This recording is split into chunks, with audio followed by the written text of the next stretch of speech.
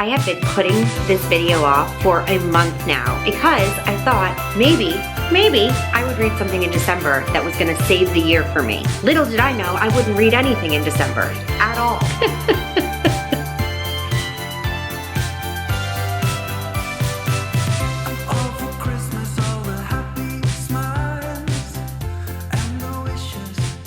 My name is Charlie and welcome back to my channel. Today it is finally time for me to tell you about my best books of 2023. Now I'm using best books lightly because I think a lot of us can agree that the year of 2023 was just not it for books. Of course, the fault partly lands on me and what I chose to spend my time reading. Maybe I didn't pick the right things. Maybe I didn't focus on the right books. And that's on me. That's on me. But I also think that a lot of the releases this year just didn't do it for me, and I am so sad about it. It's not that anything was blatantly bad. I didn't have a bad reading year. It was just that everything was mediocre, just mediocre. So all that to say, I had a hard time coming up with 10 books that I could talk about as favorite books of 2023. And the 10 that I chose, I do truly love all of them. Unfortunately, I don't think any of them are like favorites of all time, and I think that's where my frustrations lie. It's not that I didn't love these, I just didn't love them as much as I wanted to. Does that make sense? So first of all, I have 10 books that I'm going to talk about. But before we do that, I just want to have a quick, brief, honorable mention for two series that I couldn't choose just one book from. They are just my favorite series that I read this year, and I would have put half of the books from the series into my top 10, so I just decided to separate them. So we have an honorable mention, okay? So first of all, we have the Chestnut Springs series. I'm missing 2 books. They've been lent out. Because I love the series so much, I need everyone to read it. I need everyone to read it. I discovered a lot about myself and my tastes and the fact that I like cowboy romances. Who knew? This series is just so charming and so good. I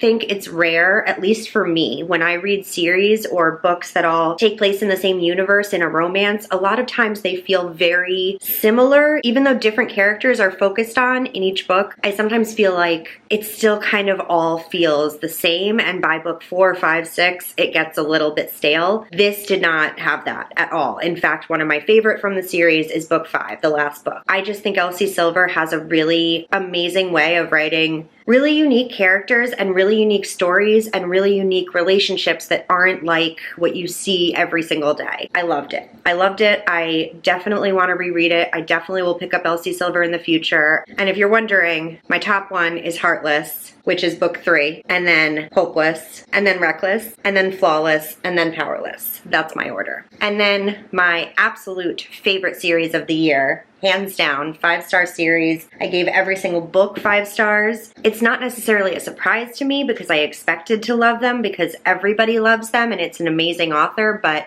it was my first time giving it a shot, and yes, everyone is correct. It's amazing. And that is the Mistborn series by Brandon Sanderson. I had so much fun with this. It opened my eye to a world of possibilities in the fantasy genre outside of my comfort zone. This is an epic fantasy. The magic system is super unique, and sometimes it was hard to understand at first when you're just getting into it because I hadn't read a lot of things like it. But by the end of book 1, I was absolutely sold, and I would have followed these characters anywhere, and I just ate it up. I'm looking forward to reading more Brandon Sanderson, and I want to read the second trilogy in this series. I want to read The Way of Kings. I want to read as much of Brandon Sanderson as I can get my hands on in 2024 because this just, it was miles above other books that I read this year. Just miles above. Best series of the year. Honorable mention. Thank you so much. Okay, it is time to talk about my top 10 of 2023. I narrowed them down by basically awarding them superlatives, if you will. So I figured out what my favorite books were based on what my favorite thing about them is. We're gonna go from 10 to 1. Here we go.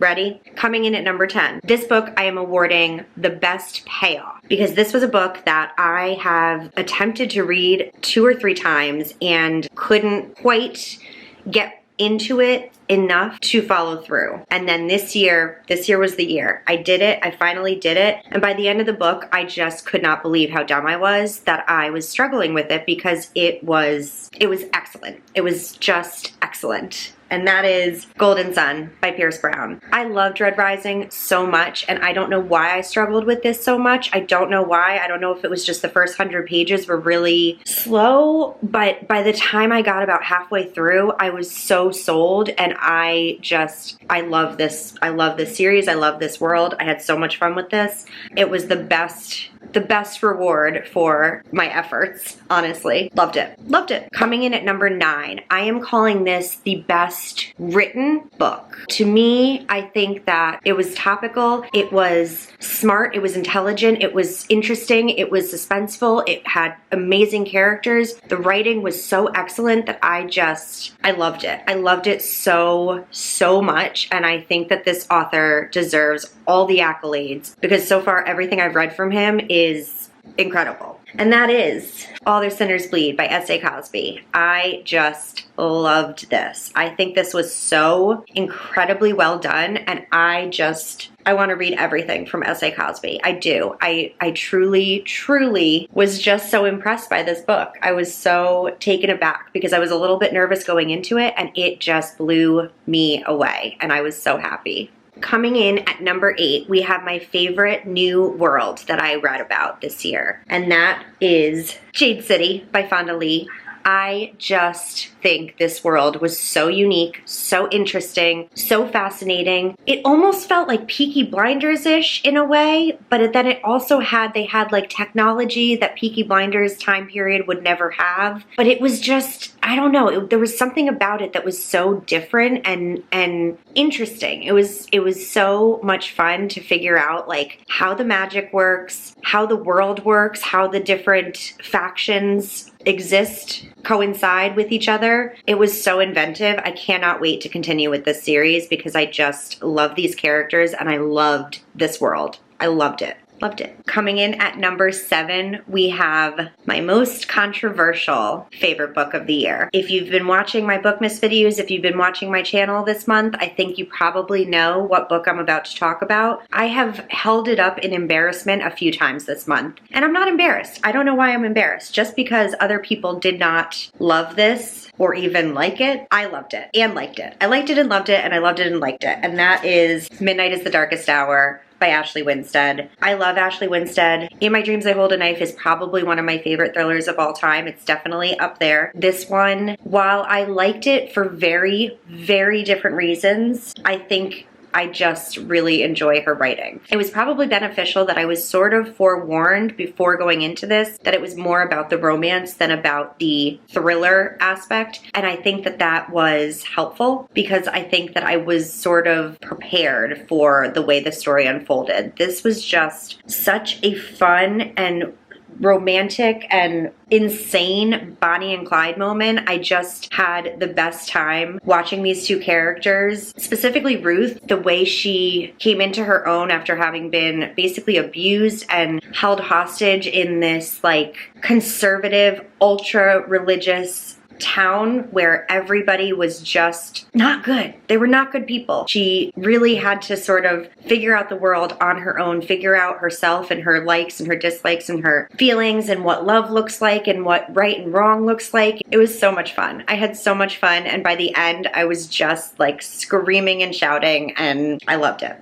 I loved it, and maybe some of you did too. Don't be shy. Don't be shy to tell me. Don't be shy. Coming in at number 6, we have my favorite thriller, my most twisty favorite thriller of the year. Again, this might be an unpopular opinion, but for me personally, I just loved this book. I loved it so much that I have lent it out, and so I don't have it with me, so I'll put the cover here. But that is The Only Ones Left by Riley Sager. He just, for me, is probably my favorite thriller author. I will pick up everything he writes, and so far, far, he has not let me down. I know that there are some books I've liked less than others, but overall, he really does such a good job. Every story feels fresh and different and new, and his past two releases last year and this year are they're just getting better and better as they go. I just loved them. I think he is headed in a really interesting direction with his writing, and I just can't wait to see what he does. Like, every time he puts out a book, I'm gonna pick it up and I'm gonna read it immediately. Loved it. I loved it. I loved it. It was creepy. I loved it. Number 5, we have my favorite,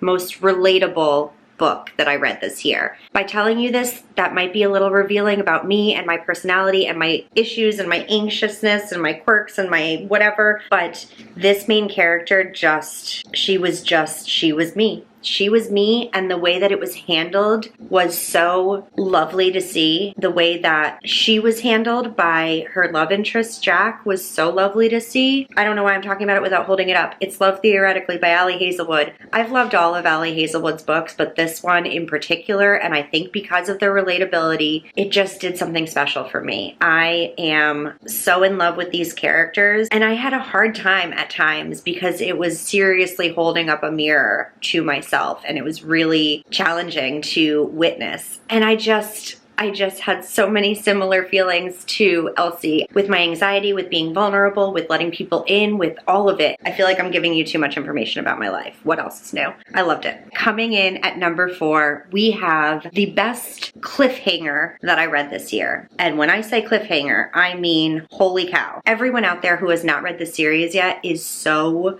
lucky, because all of the books are now out. But when I read this book, I had to wait close to a year to get my hands on the next one. And that was a challenge that I was not prepared for. I was not prepared for it. Love this world, love this story, and this book in particular in this series was by far my favorite, and that is The Ballad of Never After by Stephanie Garber. When I tell you, my reading experience of this was just incredible. I loved book 1. I thought it was great. I loved the characters. I couldn't wait to see where they were gonna go. And then I read this, and oh my God, did this take me on a ride. And I think that I always talk about the cliffhanger, the ending of this book, and I think a lot of people do, because that was the most mind-blowing part. But there were so many other elements to this book that made it one of my favorite books of the year. Hands down. It was such a delight. I have since read book 3, so I got all my answers. I was totally satisfied with how it all wrapped up. So if any of you have not read this series yet, I am begging you to pick it up. And I'm telling you right now, you are just so blessed that you're not going to have to wait after reading this book for the final book.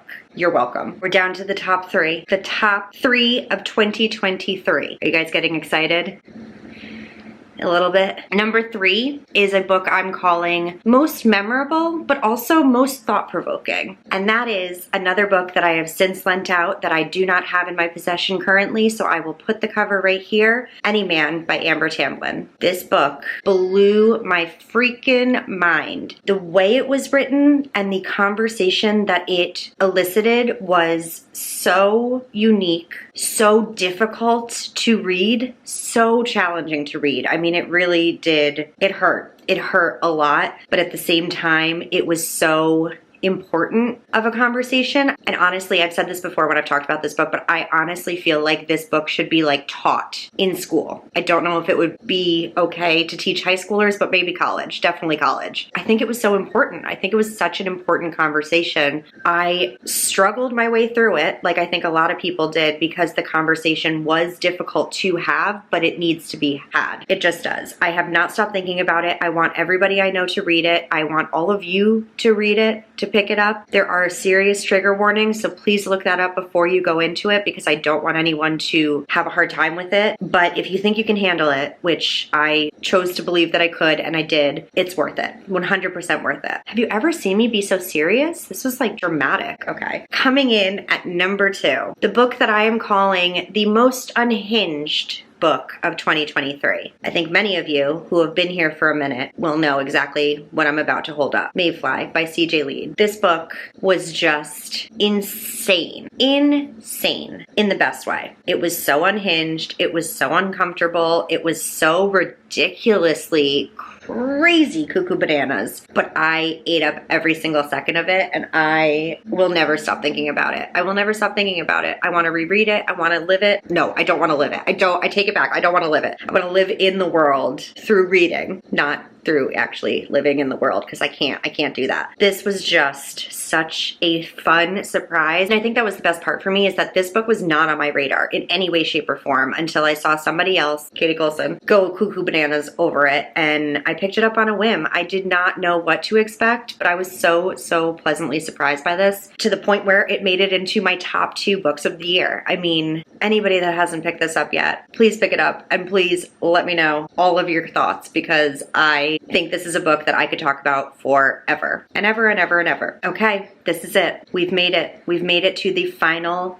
book on my list. My number 1 book of 2023 that I have not shut up about, that I have not stopped thinking about, that I have the fondest feelings for out of this entire list. And this is the book I'm calling the most fun time Charlie has literally ever had. Is that dramatic? I think not. The most fun that I had this year reading a book, and that is Assistant to the Villain. This was the most charming, funny, quirky, silly goose time that I have ever had reading a book, and I can't get enough of it. I can't get enough of it. I loved these characters. I loved the plot. I loved the writing. I thought it was so silly. One of my favorite parts about it is that it didn't take itself too seriously. Anybody that's picking this up and is like, oh, you know, like, it's fine, like, the writing's fine, whatever, like, I don't think that's what it's about, and I think that's what I loved about it. It was not trying to be something that it's not. It was just a silly goose time. And if you know anything about me, you know I am always here for a silly goose time. So my favorite books are always going to be a silly goose time, and that's what this was. I am in love with it. I'm actually thinking about rereading it as my first book of 2024, just to start the year off on a high note. I just love these characters, and I want to be back in this world. I want to be with them. I just love it. I just love it.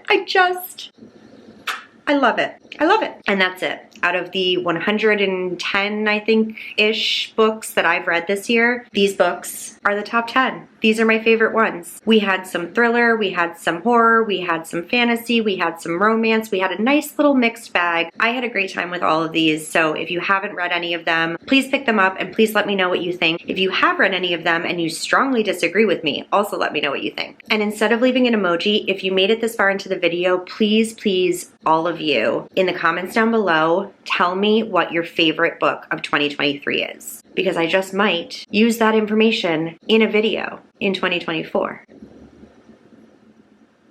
So I would love it if all of you were to tell me what your favorite book of the year is. Thank you so much for being here, for watching this video, for hanging out with me during Bookmas. We have a few more days left. Very few, thank God, but we have a few more days left. So I will hopefully see you, in another video, hopefully very soon. Hopefully. Okay, bye.